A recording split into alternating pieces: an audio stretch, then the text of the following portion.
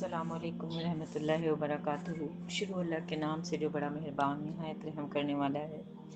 اس دعا کے ساتھ شروع کرتے ہیں کہ اللہ تعالیٰ اس قرآن پاک کی فہم و فراست ہمیں نصیب کرے، اس کی حکمت ہمیں سمجھا دے، اس قرآن پاک پر چلنا ہمارے لیے، ہماری نسلوں کے لیے آسان کر دے۔ اس قرآن پاک کی رہنمائی اللہ تعالیٰ ہمارے دلوں میں اتار دے، ہماری نسلوں کے رویوں میں اتار دے، اس پر عمل کرنا، اس کے احکامات پر عمل کرنا اللہ پاک ہمارے لیے آسان کر دے۔ اس قرآن پاک کو اللہ تعالیٰ ہمارے مرحومین کے لیے صدقہ جاریہ بنا دے اور اس قرآن پاک کو ہماری بخشش کا ذریعہ بنا دے۔ ہم نے جو رمضانوں میں سلسلہ شروع کیا ہے سورتیں پڑھنے کا، اس میں آج جو ہم پڑھنے کے لیے جا رہے ہیں انشاءاللہ تعالیٰ وہ ہے سورہ لہب۔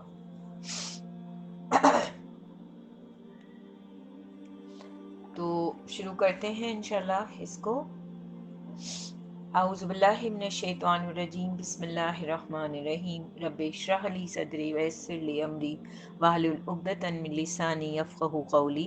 رب زدنی علما، رب زدنی علما، رب زدنی علما، رب یسر ولا تعسر وتمم بالخیر۔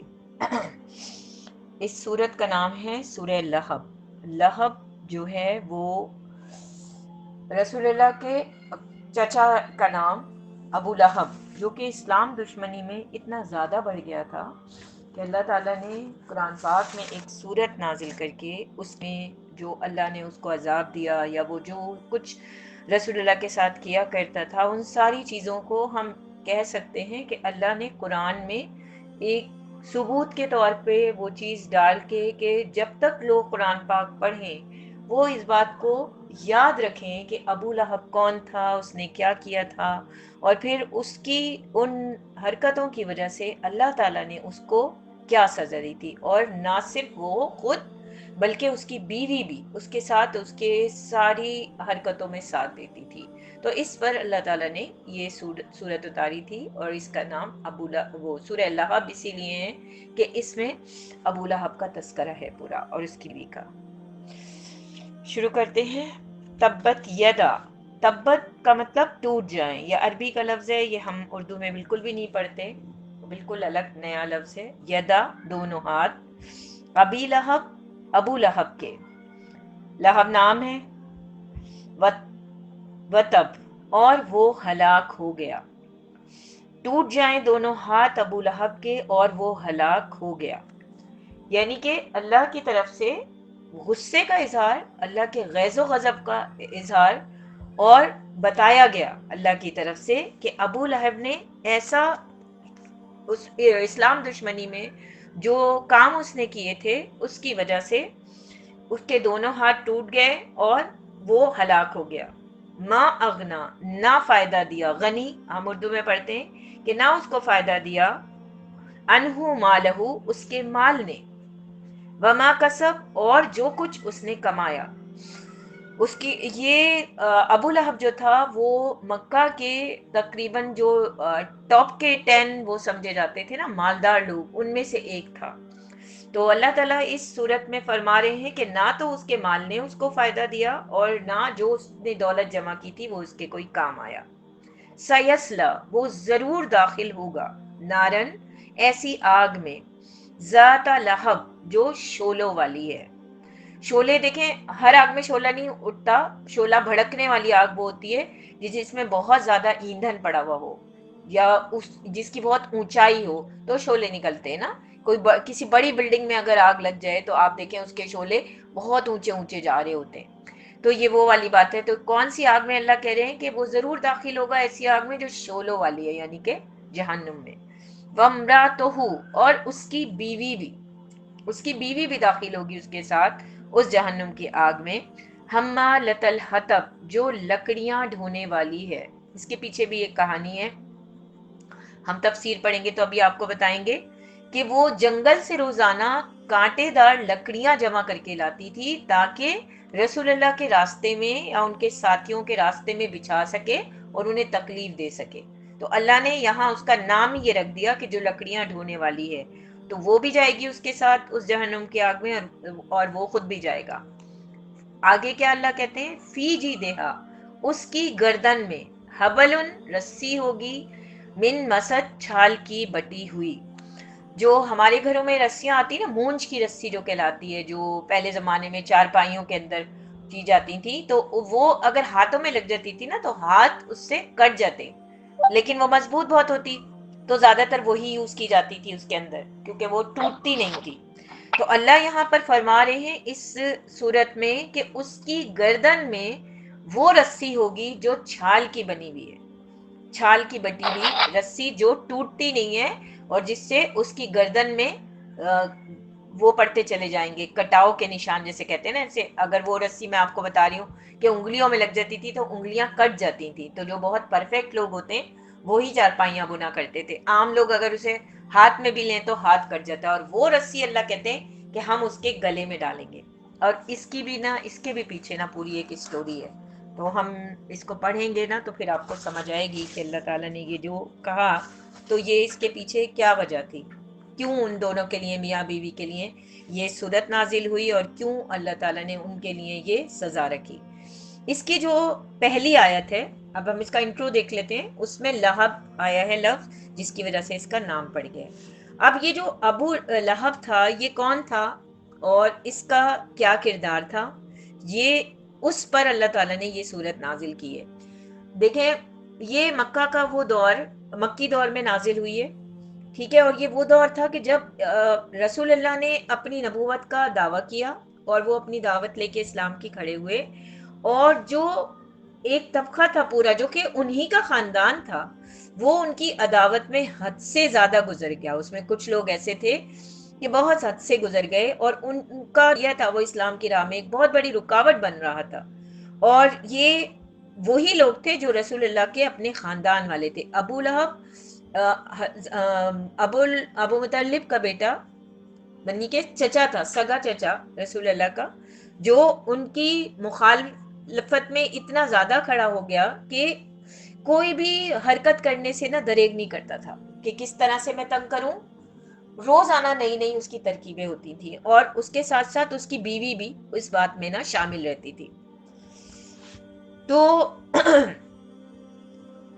مکہ میں اس وقت کیا ہوتا تھا، عربی معاشرے کی جو اخلاقی قدریں تھیں اس میں رشتہ داروں کے ساتھ حسن سلوک کو بہت بڑی اہمیت حاصل تھی، اور قطع رحمی کو بہت زیادہ گناہ سمجھا جاتا تھا۔ اور عرب کی ایک روایت یہ بھی تھی کہ جب رسول اللہ جو ہیں اسلام کی دعوت لے کے اٹھے تو قریش کے دوسرے خاندانوں نے اور ان کے سرداروں نے آپ صلی اللہ علیہ وسلم کی شدید مخالفت کی، مگر بنی ہاشم اور بنی عبد المطلب، ہاشم کے بھائی عبد المطلب کی اولاد نے آپ کی نہ صرف مخالفت کی بلکہ کھلم کھلا جو ہے، کچھ ان میں ایسے بھی تھے جنہوں نے آپ کی حمایت بھی کی۔ حضرت ابو طالب جو ہیں آپ کے ساتھ رہے، جب تک رہے انہوں نے اپنے بھتیجے کا ساتھ دیا، تو یہ سب آپ کے خونی رشتہ دار تھے جو مخالفت کرنے والے، جو آپ کی نبوت پر ایمان نہیں لائے تھے۔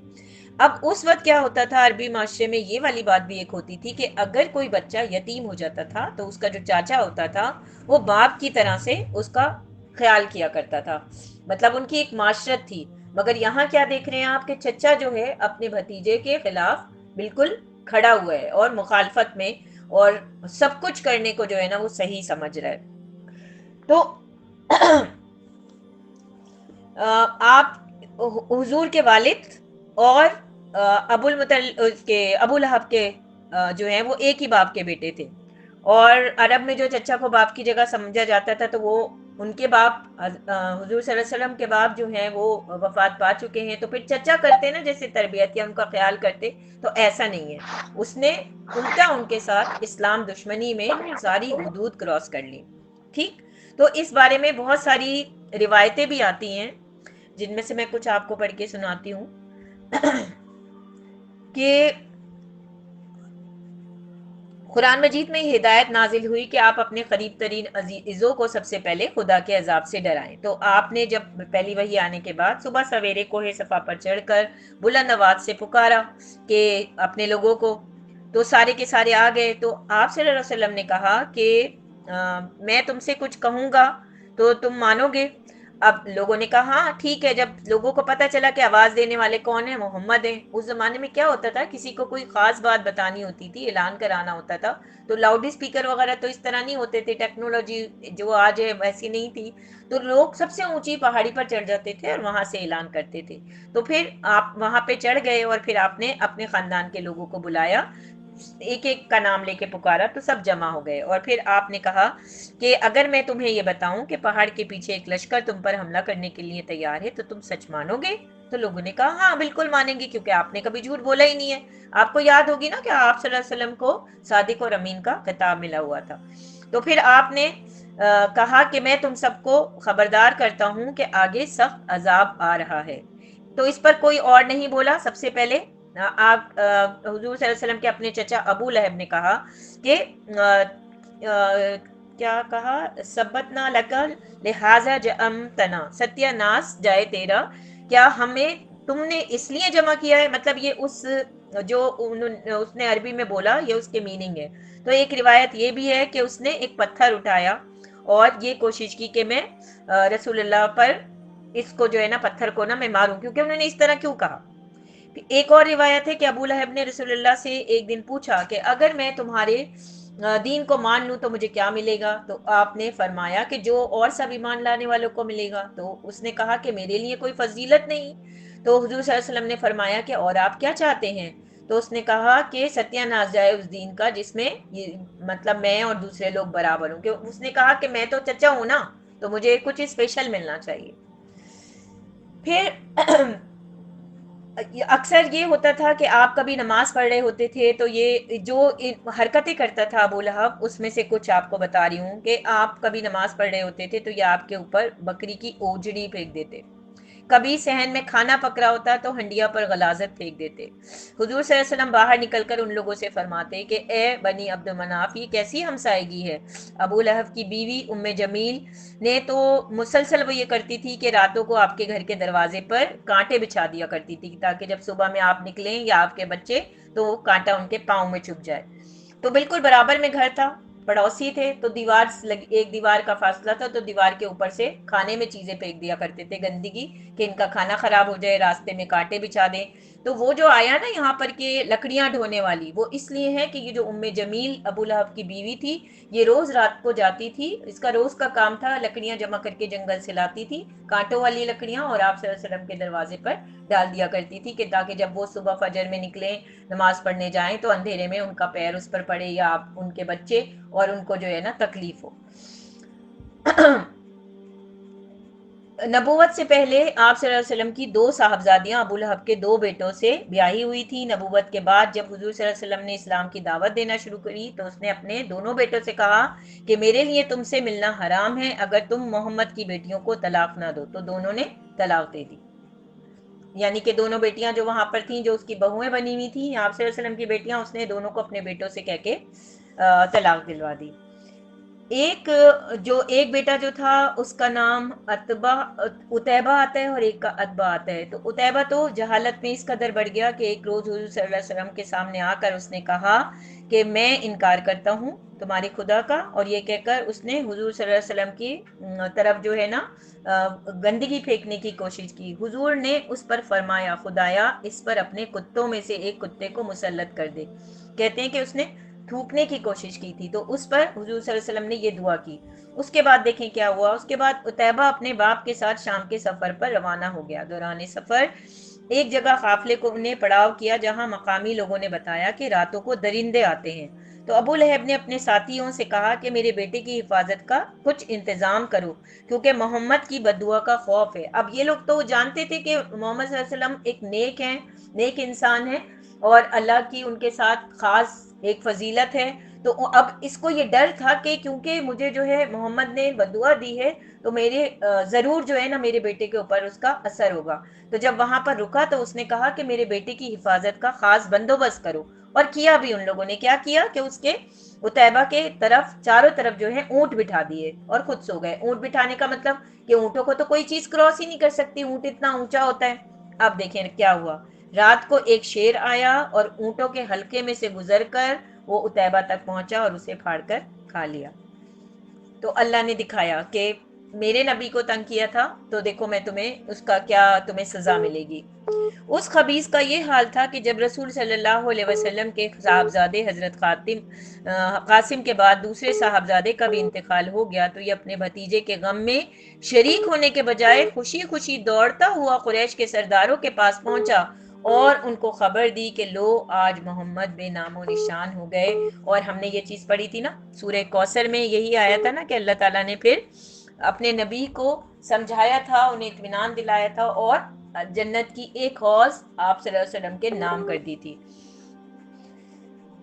رسول صلی اللہ علیہ وسلم جہاں بھی اسلام کی دعوت دینے کے لیے جاتے یا آپ کے پیچھے پیچھے جاتا، لوگوں کو آپ کے باتیں سننے سے روکتا اور پھر کہتا جاتا کہ نا یہ شخص جھوٹا ہے، یہ اپنے آبائی دین سے پھر گیا ہے۔ تو لوگوں نے پوچھا کہ یہ کون شخص ہے جو اس طرح سے کہتا ہے محمد کے بارے میں؟ تو لوگوں نے بتایا کہ یہ ان کا چچا ابو لہب ہے۔ نبوت کے 7ویں سال جب قریش کے تمام خاندانوں نے بنی ہاشم اور بنی عبد المطلب کا معاشرتی اور معاشی مقاطعہ کیا تو اس وقت بھی سارے لوگ جو ہیں جب شاب ابی طالب میں محصور ہو گئے تھے تو تنہا ابو لہب تھا جس نے اپنے خاندان کا ساتھ دینے کے بجائے کفار قریش کا ساتھ دیا، اور 3 سال تک ان لوگوں کے اوپر نہ کسی کو آنے دیتے تھے، نہ کسی کو ملنے دیتے تھے، نہ بزنس کرنے دیتے تھے۔ اور اگر کوئی تاجروں کا، کیونکہ اس زمانے میں تجارت پہ سب چلتا تھا، کوئی جاتا تھا قافلہ تو یہ پکار کے ان سے کہتا تھا کہ ان کے پاس نہ جاؤ، ان سے اتنی قیمت مانگو کہ نہ یہ تمہیں نہ دے سکیں، کیونکہ وہ یہ چاہتا تھا کہ یہ سب جو ہیں بھوکے جو ہیں اس میں ایسے ہی جو ہے نا سب لوگ جو ہے نا ختم ہو جائے۔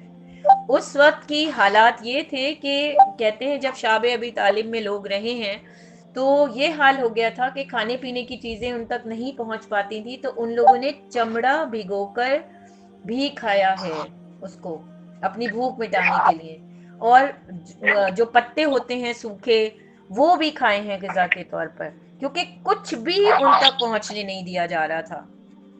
تو اس میں ان ساری حرکتوں میں سب سے زیادہ جو پیش تھا وہ ابو لہب تھا۔ تو یہ اس کی ساری حرکات تھی جس کی بنا پر اس صورت میں نام لے کر اللہ نے اس کی مذمت کی ہے، اور اس کو پھر جو سزا اللہ نے دی ہے وہ بھی اس میں آئے گا، آپ اس پڑھیں گے۔ اور اس کے ساتھ ہی ساتھ اس کی بیوی کا بھی تذکرہ یہاں پر کیا گیا ہے۔ اب میں آگے آپ کو جو سمجھاتی ہوں تو اس کے ساتھ ساتھ نا وہ چیزیں بھی بتاتی ہوں انشاءاللہ۔ یہ تو تھوڑا سا انٹرو تھا جو میں نے آپ کو بتایا، اور جو کچھ روایات تھیں تھوڑی سی کہ اللہ تعالیٰ نے یہ سورت ابو لہب کے نام سے کیوں اتاری، اس کی کیا وجہ تھی اور کیا اللہ کی حکمت تھی۔ ٹوٹ گئے ابو لہب کے ہاتھ اور نامراد ہو گیا وہ۔ یہ جو تھا اس کا اصل نام عبد العزیٰ تھا۔ اسے ابو لہب اس لیے کہا جاتا تھا کہ اس کا رنگ بہت چمکتا ہوا سرخ اور سفید تھا۔ تو لہب جو ہے عربی میں آگ کے شعلے کو کہتے ہیں، تو ابو لہب کے معنی ہے شعلہ رو، یعنی کہ ایسا شخص کہ جس کا چہرہ جو ہے وہ شعلے کی طرح سے ہو، آگ کے شعلے کی طرح سے ہو، اس لیے یہ اس کی کنیت تھی۔ ٹھیک ہے، نام اس کا جو ہے عبد العزیٰ تھا اور یہ اس کی کنیت تھی، اور پھر لوگ پھر بعد میں اسی سے ہی جو ہے نا اس کو پہچانتے تھے زیادہ۔ اب اس کے بعد جو دوسری چیز آتی ہے کہ ٹوٹ جائیں اس کے ہاتھ، ابو لہب کے ہاتھ، تو اس کا مطلب یہ ہے کہ وہ ہلاک ہو جائے یا وہ ہلاک ہو گیا۔ تو ایک پیشن گوئی یہ بھی آتی ہے ہاتھ ٹوٹنے سے مراد یہ کہ ظاہر ہے کہ جسمانی ہاتھ ٹوٹنا نہیں، بلکہ کسی شخص کا اپنے اس مقصد میں قطعی ناکام ہو جانا بھی ہے جو وہ کرنا چاہتا تھا۔ جیسے کہ ابو لہب کیا چاہتا تھا کہ رسول اللہ صلی اللہ علیہ وسلم کی دعوت کو روک دے، ان کے کام جو ہے جو وہ کرنا چاہتے ہیں دین کے وہ نہ کر سکیں، انہیں اتنا تنگ کرے کہ وہ جو ہے بیٹھ جائیں اور وہ اپنی ہار مان لیں یا وہ دین کی تبلیغ کو چھوڑ دیں۔ تو یہاں اس کا مطلب جو ہے یہ اللہ نے کہا کہ اس کی یہ جو خواہش تھی وہ پوری نہیں ہو سکی۔ اور پھر آگے آپ دیکھیں پھر کیا ہوا ہے، اسی سورت کے نزول پر 7-8 سال ہی ہوئے تھے کہ جنگ بدر میں قریش کے بہت بڑے بڑے سردار مارے گئے، اور جو اسلام کی دشمنی میں ابو لہب کے ساتھ ہی تھے، 40 تقریباً کہتے ہیں سردار اب جو ہیں اس میں مر گئے تھے، اور باقی جو ہیں 20 کے قریب تقریباً گرفتار ہو گئے تھے۔ جب یہ خبر پہنچی تو اس کو اتنا رنج ہوا کہ وہ بیمار پڑ گیا۔ ابو لہب کی بات ہو رہی ہے۔ اب آپ دیکھیں اللہ یہ بتا رہے ہیں کہ ایک تو پہلے وہ ناکام ہو گیا کہ وہ جو کرنا چاہتا تھا وہ نہیں کر سکا، پھر دوسری ناکامی کیا کہ اللہ نے اسے جو بھی کچھ دنیا میں دیا ہوا تھا وہ اس کی اس حرکتوں کی وجہ سے اللہ نے کیسے لیا، اور اس کی جو موت ہوئی وہ کتنی عبرت ناک ہوئی، وہ آپ دیکھیں وہ بھی